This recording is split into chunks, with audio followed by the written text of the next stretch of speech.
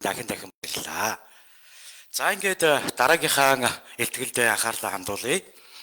Үндсэн илтгэлийн маань дараагийн илтгэл бурхан халдун хайрхны тайлга тахилга. За тэгэхээр Монгол улсын ардын багш хэл шинжиллийн шинжилгээ ухааны доктор профессор Дулам таныг хүндэтгэлийн эндрээ урьж байна.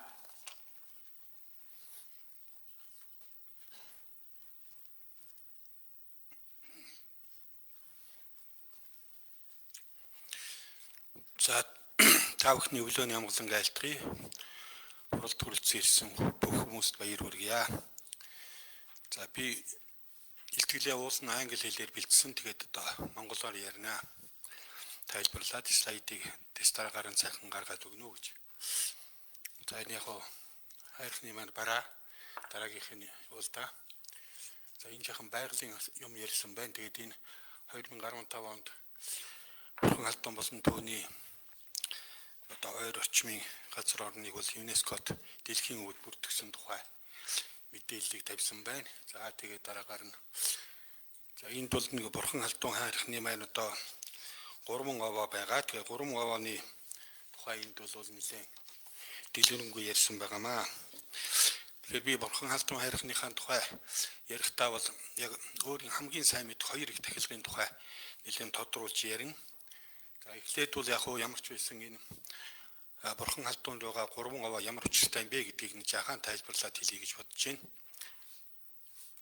Юуны өмнө бол бурхан халдун хайрхны бэлд нь бол билийн овоо гэж байгаа. За тэр билийн овоо бол голдуухан энэ их овооны тахилга өндөрсний дараагаар болдог. Голдуу ламнар тахдаг. Тэгээ намсраа бурханы тахилга хийдэг. Ийм хэдүүлгийн одоо дадлага авдаг ийм газар байж байна. За дунд овоо болохтой зэрэг бол үндсэндээ одоо өндөргийн зан узын үеэс дахиж ирсэн ийм овоо байж байгаа. Тэн дотор одоо том ширмэн тогооны амсар одоо зохиж байдаг ийм газар байж байна. За тэгээд дараагаар нь дээд овоо маань бол тэнгэрийн овоо гэж нэртэй. Бурхан халдун хайрхны орой дээр бол их том давцан талбай байдаг. Тэр давцан талбай дээр барьж байгуулсан нөгөө монголчуудын уламжлалаар тэнгэрийн овоог бол хөх чулуугаар зохицуулдаг. Тэг хөх чулуугаар зохицуулсан ийм овоо байдаг. Тэгэхээр нөгөө энэ овоо бол үндсэндээ баг хүний гараар бүтээсэн юм шиг. За маш өндөр тэгээд 15 байшинтай жацуурх шахуу ийм одоо тавцан дээр байгуулсан. Тэгээд дээр нь бол одоо тэнгэрийн овоог байгуулсан иймэрхүү байдалтай байд юм а. За тэгээд гол хорио цээр нь юу вэ гэхээр зэрэг энэ одоо дээр үе эсгэлээд энэ босгод тэнгэрийн даваанаас дээшээгээ одоо харийн хүнийг бол гаргахгүй бас эмгтэй хүн гарах ёсгүй гэсэн ийм нэг хорио цээр байдаг. Энэ нутгийн ялангуяа энийгээ бол маш их хичээн бүлэн дагдаг ийм учир байж байна. За тэгээд за энд бол одоо түрүүн овооны тухай ярьсан нэг цааш нь явуулчих та. Тэгээд нэг энэ бурхан халдууныг одоо дахил тайлгын одоо гол их сурвалжийн үндсэн хэрэгтэй одоо Монголын улс төвчөнд байж байгаа Чингис хааны маань одоо нэг 3 мэрэгдээс зогтож гараад тэгээд энэ үйл явдлыг бүх хүн мэдэх учраас одоо би энийг товчлъя доо. Тэгээд энд хамгийн гол нь бол наран сөрөг хараад бүсийн үзүүндээ ирэх мэтүүлгөөд малгайгаан гартаан үлгэж игэлдрэглээд гараараа өвчүүгэн дараад наран зүг 9-тэй мөргөж сацал өргөдөг энэ. Тэгээд одоо өглөөгөр сацал мялаа сугай өдөр бүр өчн залбир сугай ургийн удам хүртэл угсаамын үүнийг авахж мэддэг гэдэг энэ англи орчуулга нь бол нөгөө Клибсийн орчуулга юм шүү. Миний орчуулга ш. За тэгээд цааш явъя. За тэгэхээр энэ яг эндээс бол бурхан халдун хайрхны маань тайлга тахилга ер нь ихтэй. Гэтэ нарийн одоо сайн үзвэл бас Ван хааны үед тагчээсэн мэдээл бас байдаг. Ван хаан бол энэ орчим нутаглаад тэгээд энэ ууланд бол одоо гал түлж болохгүй, ангааг хийж болохгүй гэдэг ингээд цаазалсан бас мэдээ баримт байдаг. Тэгэхээр ер нь 13 дугаар зууны үеэс Монгол угсаатнууд, Монгол төрөл угсаатнууд тэр дундаа одоо Чингис хаан маань бол энэ хайрхныг цацаж мялааж дахиж байх тухай юм зарилэг уулгасан мэдээллүүд байж байгаа юм аа. За тэгээд цааш нь явъя. За энд бол за ер нь бол одоо тухайн үед төрөөс одоо тайлбар тахих болсон одоо гол мэдээлэл бол энэ үндэсний архивын сан хөмөрт байж байгаа Эзэн хааны зарилгаар одоо Эзэн хаан гэдэг нь сайшаалт юу тааныг хэлж байна л да тийм үү.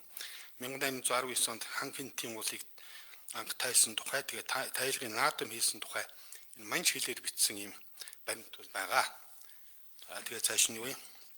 За тэгвэл 4 сарын шинийн 3-ны хөх морин өдөр боол юндын дорж Бахианы хамтаар чуулганы дарга Цэцэн хаан Артсид нарыг авч бурхан алдан уулыг хичээнгүйлэн тайв гэсэн ийм зүйл байгаа. Тэр ихний өгүүлбэр англиар байгаа өгүүлбэр байж гэн тэр чуулганы даргын тухайн үед Цэдэн дорж гэж хүн байсан. Тэгээд энэ бичгт бол тухайн өдөр нь одоо дээд эзний хишигт тэнгэр маш сайхан цэлмиг салхи бороогүй байлаа гэд дурдсан. За үдэш болоход уулын савдаг багахан бороо сүслэн буулгасан бөгөөд боолуудаас эхлэн хар салбартууд хүртэл мохшгүй хишгийг хүлээх тул тэсгэлгүй түрхэрэн сүслэн баярлал тэнгэрийн хишигт мөргөө гэж дурдсан байна. Богд эзний зарилгийг боол юндэн дэрж хүлээн аваад тэсгэлгүй баярлаж дээдийн зүг хандаж мөргөө тан уулын овонд хуучин ёсоор хүч торгор гэж бүх харилдуулан намнан харвав гэж ингэж үүссэн байна.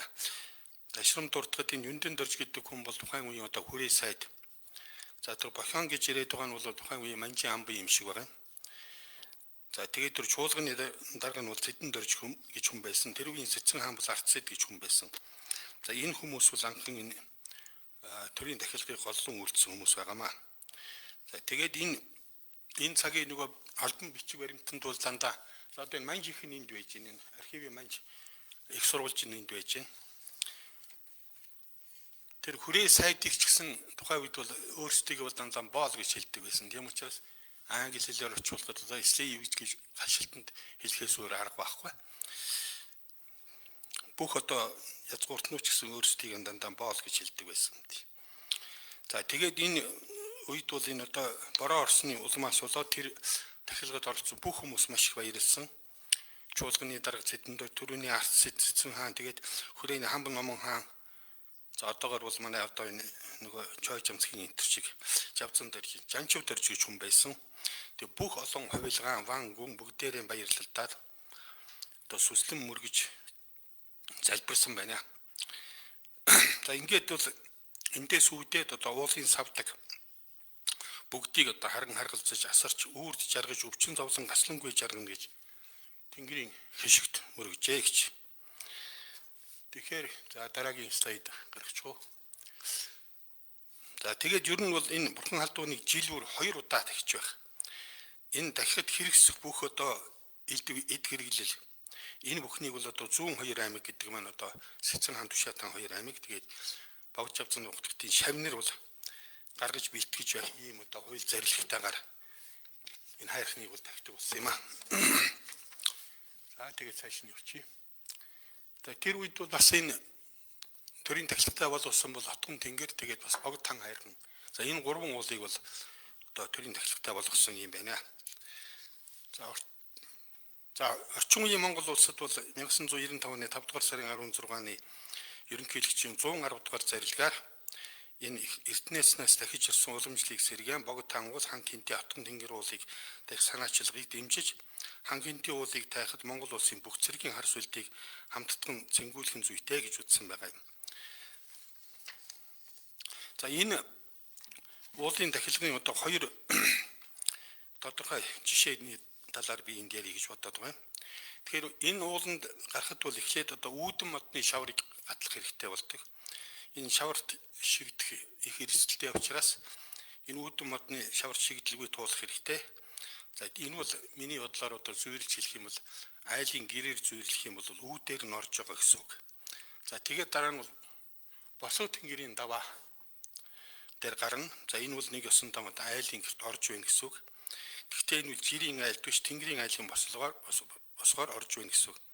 За тэндээсээ цаашаа богдын голыг өсгөхлөөр бол маш битүү шүг ургасан бургасан шугыг дундуур гаталдаг. Энэ бол миний бодлоор жирийн бургас биш нэг халдан бургас юм байна. Энэ халдан гэдэг үгийг би бол одоо бургас мод гэж тайлж ойлгож байгаа. Яг тэр хан хинтийн уулын дахилгын судар дотор халдан модын шошготой гэдэг тодорхой өгүүлдэг. Тийм учраас энэ бол халдан гэдэг бол хад биш мод. Тэр байтхан тэр бурхан халдан уулын орчим ургасан энэ буруус модыг бол хэлж байгаа юм а гэж би ойлгох юм а. За ингээд одоо бурхан халдан уулын бэлтгүүлээ цаашаа яваад 1 хоног одоо шүн өнгөрөх хэрэгтэй болдог заавал. За маргааш өглөө нь усаа тэр уулын орой үед өгсөд бол нэлээ их зүүндэр учраас зөвхөн явганаар юм уу? За үгүйдээ мориор явах. За машинаар явах бол ямар ч боломж байхгүй ийм бартаатай газар. Ер нь нутгийн иргэд голдуухан дандаа явганаар дээшээ гардаг. Манай одоо бурхан халдун хайрхны одоо их хүндэлдэг хинтийн нутгийнхан бол ер нь цөмөөр явганаар явдаг. Манай Батэрдэн наваргын тэр бол өгчүүдтэйгээ. Тэр байтугай манай одоо ерөнхий сайд асан Бямсунгай бол бас хэдий хүнд жинтэй хүн боловч явганаар л дандаа дээшээ гарна гэж ингэж эрхмэлдэг. За ингээд үндсэндээ за би энд яг энэ хоёр оролцсон энэ дахилгын тухай та бүхэнд сонирхолж ярмаар санагдаж байна. Тэгэхээр энэ бэлд байх энэ баг одоо овооноос дунд овоо хүртэл бол нэг за мориор явахад нэг 2 цаг орчим зүтгүүлж үрдэг. Дунд овооны орчимд бол одоо метр хүрэхгүй голчтой тийм том хүрэлт байгаа бий. Тэгээд их овооноос доошоо явахад бол ингэр талын 100 дуг хавцалд нэг сайхан тунгалаг нуур байгаа. За энэ зургийг та бүхэн хараа, энэ зургийг нэг хүмүүст нь харуулчих юмсан тий. Тэгэхээр энэ нөгөө бурхан халдууны тэр дээд тэнгэрийн овоонд гарах хүртэл бол ер нь газар үрээс нь мацаж гарах боломж их юм уу та, тийм учраас ганц урд талаас нь гарах зам байдаг. Тэр хүмүүс ингээд цуваад явж байгаа тэр дээрээс нь хүмүүсийн дүрс таанаас тарагдчихж байгаа тэр морьтой хүмүүс хэрхэн гарч байгааг харуулж байгаа тийм. Өөр газар бол байхгүй. Тэгэхээр энд нэг сонирхолтой зүйл. Энэ тахилгын үеэр энэ Чингис хааны алтан ордны үе залгамжилсан галт сүлдийн дарахад Нормын шаралдаагаа оролцсон. Тэгээд бид нар бол бас тухайн үед нь одоо энэ шаралдаагааг энд гарах ёстой юугүй юу нөгөө гадаад паспорттай гадаадын хүн байж идэг. Гэтэл одоо бас Чингис хааны шүтээний тахилч учраас одоо зохион байгуулагч нар тэгээд нутгийн зон олон ярьж хөөрч байгаа. Тэгээд шаралдаагааг бол гарах нь зөв гэж үзээд гаргасан байгаамаа. За тэгээд тэр үед бол бас нэг олон улсын Монгол ширхтний их хурал хуралдаад тэгээд нэг Чингис хааны олон улсын судалгааны төвийг байгуулсан. За тухайн үеийн судалгааны төвийн гүйцэтгэх захирлаар бол бизнесмен Инг Тайван, Эрдмийн зөвлөлийн дарга нь миний бие, тэгээд хөшөө зохицуулбар байгуулах менежерээр бол одоо сайд асан гар мочрыг сонгоод байсан ийм үе байсан. За тэгээд энэ удаагийн дахилгад ерөнхий сайд асан Бямсрангой байна бол одоо намайг их цагаан сүлтийн өчөг дуудах юм тушаал буулгасан. За дараагийнхаа слайдыг гаргадаа өгөх. За одоо та бүхэн тарж байгаа энэ Монгол дээртэй цагаан малгайтай хүн бол одоо ордсын сүлдийн дарахад шаралдаагаа зогсож байна.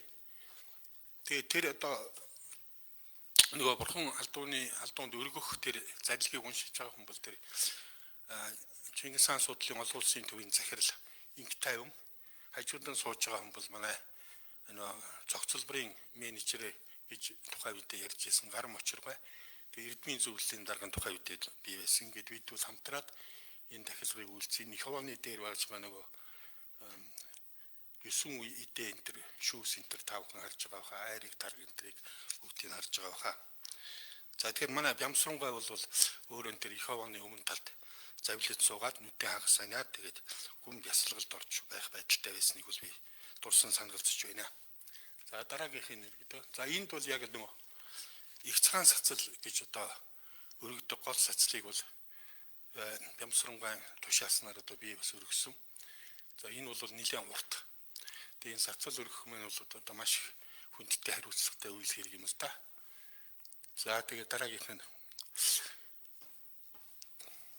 За тэгээд энэ хоёр дахь удаагийн дахилгын тухай би бас нэлээд тодорхой ярих гэж бодож байна. Энэ бол 2001 оны 6 сарын 7-ны өдөр болсон. Энэ дахилгад бол Монгол улсын ерөнхийлөгч Нацгийн баг банд оролцсон. Энд нэг сонин үйл явдал болсон. Юу гэхээр зэрэг энэ дахилга болох өглөө цаг агаар маш хэмээн байсан. ер нь бурхан халдун хайрхан маань бол үндсэндээ энэ өөрийнхөө байгалийн хамаг арын шинг үзүүлсэн гэж хэлж болно.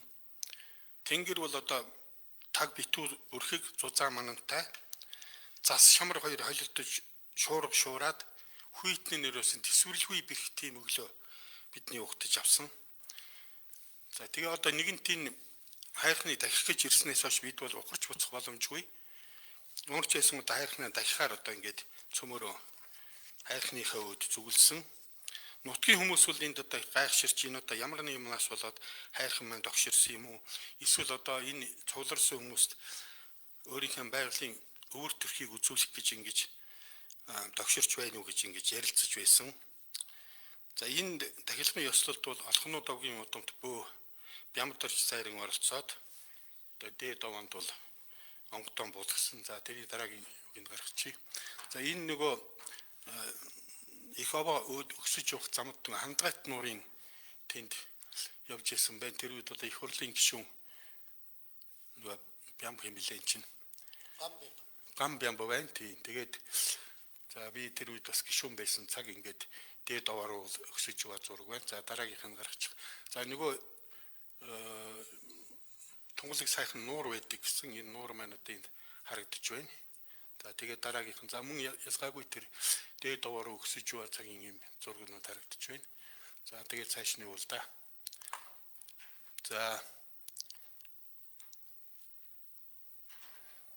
За энэ үед бол одоо энэ дээд овоо юу тэнгэрийн овоон дор бол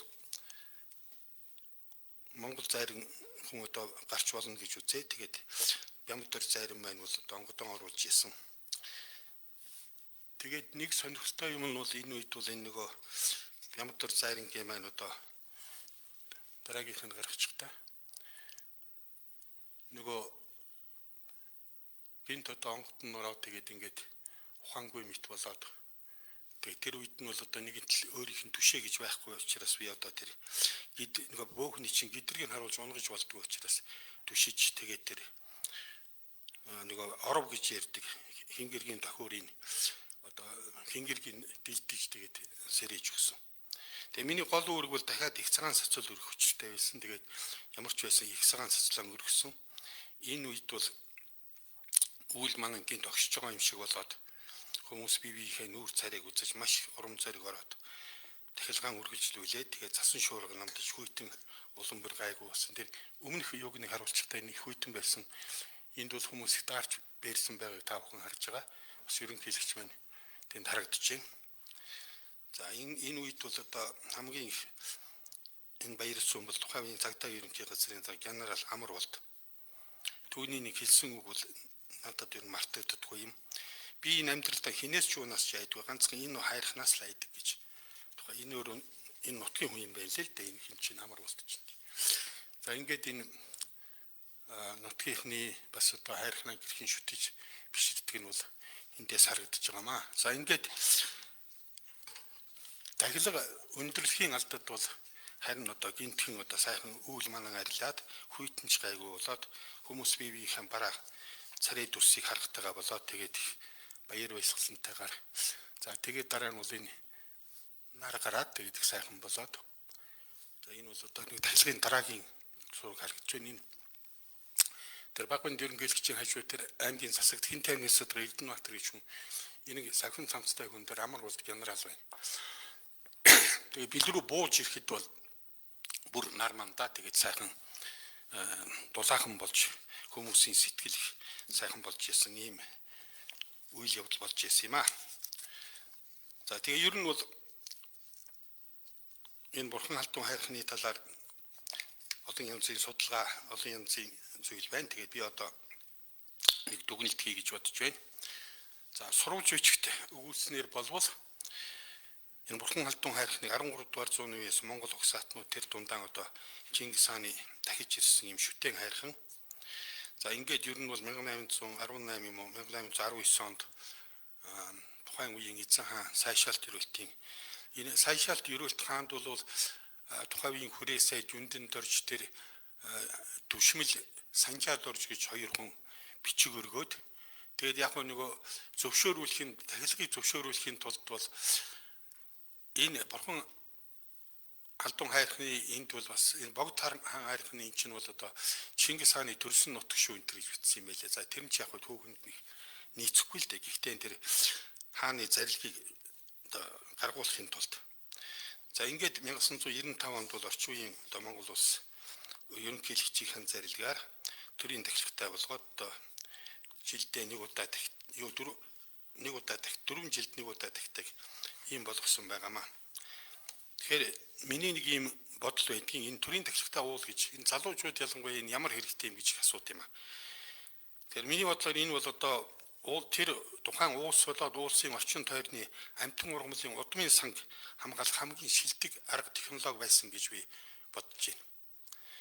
Өөрөөр хэлбэл тэр уул нь төрийн тахилгатай юм уу одоо тахилгатай болохоор зэрэг бол ууланд ан агнуур хийж болохгүй, ургамал жимс төвж болохгүй. За их олон хорио цэгтэй болно. Тийм учраас бол ямар ч байсан удмынхын санг өнөө хүртэл бидэнд залгуулж хэлсэн гол арга технологи нь үнэндээ бол энэ хайрхны тахилгатай хамаатай гэж. За ингэж хэлэхэд бол манай энэ залуу үеийнхэн маш их сайхан хүлээж авч зөв юм байна. Уул хайрхны тахилч ийм учиртай юм гэж ойлгод юм байлээ. Өнгөрсөн жил үндэсний их баяр наадмаар чинь нэг баахан шоу энтертеймент найруулдаг амар тэргүүтэй залуучууд одоо үндэсний их баяр наадам ийм одоо найруулга хийх болоо. Тэгээд тэр орчин үеийн залуучуудтай чинь би бас одоо өвгөн хүн яаж харьцах вэ гэдэг асуудал үүссэн. Тэгээд тэд нар маань надаас олон юм асуудаг. Нэг асуусан асуулт нь бол бусад улс орнд одоо ингээд уул хайрхан тагч ийн гэж ингээд манайх шиг ингээд сүйд мэд болдгоо. Гэтэл монголчууд ийм их уламжлалтай юм аа энэ одоо ямар хэрэгтэй юм энэ төр гэж асуусан л та. Тэгээ би хариуд нь одоо энэ хариуг өгсөн.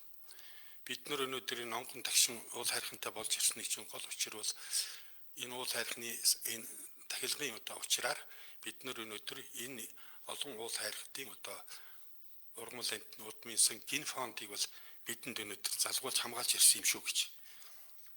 Тэгээд одоо итгэгчдийн санаанд ч бас явж байна. Ер нь бол их олон судалгаанд би одоо энэ уул хайрхтын талаар их олон газрын судалгаа хийж байгаа. Нутгийнхаа болоод одоо бусад газрын судалгаа хийж байгаа.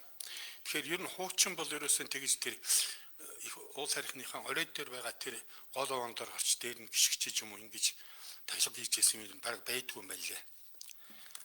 Манай Баянхонгор аймгийн Асгат гурван булаг их сүрлийг хайрхан байдаг. Тэгээд Асгат гурван булгийн чинь одоо дөрвөн ил харагдах тэр цагаан толгой гэдэг газраас одоо чинь тахилч шиний ч юм уу. Тэр өөр газраас тахдаг байсан. Яг тахилгаа болвол өнөөдөр их шиг одоо ингээд урхан халдууны тэнгэрийн овоон дээр овоороод ингээд тахдаг юм эсвэл байхгүй юм байл. Тийм учраас одоо энэ уулын тэнгэр тахич урамд өөрчлөлт оруулаад бурхан халдууны дээд овоо тэнгэрийн овоон дээр биш харин одоо хуучин уламжлалаар нь тэр дүр бараан бүрэн харагдах хэрлэнгийн дээд цагаан арлын алтан үдийн овоон дээрээс дахин зүйтэй юм гэсэн саналыг бол бас төвшүүлж байгаамаа.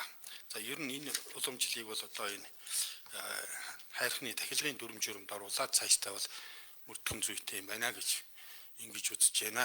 За тэгээд анхааран сонссон та бүхэнд баярлалаа.